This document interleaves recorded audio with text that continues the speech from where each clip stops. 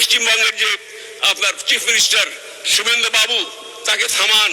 বাংলাদেশ বিরোধী যে সমস্ত বক্তব্য আসছে, মাঝে মধ্যে যে সমস্ত বক্তব্য দিচ্ছেন, শেখ হাসিনা নিয়ে আমাদের মাথা ব্যথা নাই।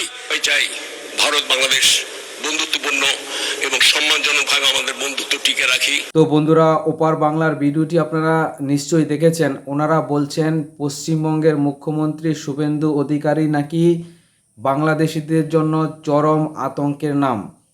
কিন্তু প্রশ্ন হলো, নিজের দেশের সার্বভৌমত্ব আর সীমান্ত সুরক্ষা নিয়ে কথা বললে কিছু মানুষের মনে কেন এত আতঙ্ক তৈরি হয়, কেন এত ফাটে, কিসের এত ভয়?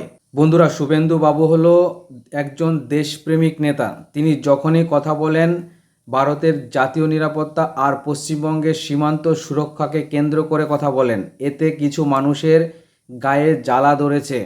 কোনো দেশের নেতাই চাইবেন না তার দেশে অবৈধ অনুপ্রবেশকারী ঘটুক। শুভেন্দু বাবু তাই চান। এতে আতঙ্কের কি আছে? আপনি কি চাইবেন আপনার বাড়িতে অবৈধ অনুপ্রবেশকারী এসে একটা ঘর দখল করে থাকতে শুরু করুক? ওনারা ভারত বাংলাদেশের বন্ধুত্বের কথা বলছেন, কিন্তু ভারতের একজন নির্বাচিত জনপ্রতিনিধিকে যেভাবে ওরা মঞ্চ থেকে হুঁশিয়ারি দিচ্ছেন, তা কোনো বন্ধুত্ব বা কূটনৈতিক শিষ্টাচার নয়। শুভেন্দুবাবুর কথাগুলো ওনাদের একদম সঠিক জায়গায় আঘাত করেছে। সেই কারণেই ওপার থেকে এই ধরনের আক্রমণাত্মক বয়ান আসছে। যারা বৈধ উপায়ে দুই দেশের সম্পর্ক বজায় রাখতে চান, তাদের শুভেন্দু অধিকারীকে ভয় পাওয়ার কোনো কারণ নেই। আতঙ্ক কেবল তাদেরই হতে পারে যারা বেআইনি কাজকে সমর্থন করেন।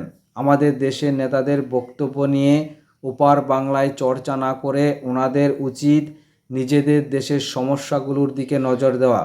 শুভেন্দু অধিকারী পশ্চিমবঙ্গের কোটি কোটি মানুষের অধিকার এবং ভারতের নিরাপত্তার পক্ষে কথা বলেন। দেশের স্বার্থে তিনি এই কথাগুলো ভবিষ্যতেও বলে যাবেন।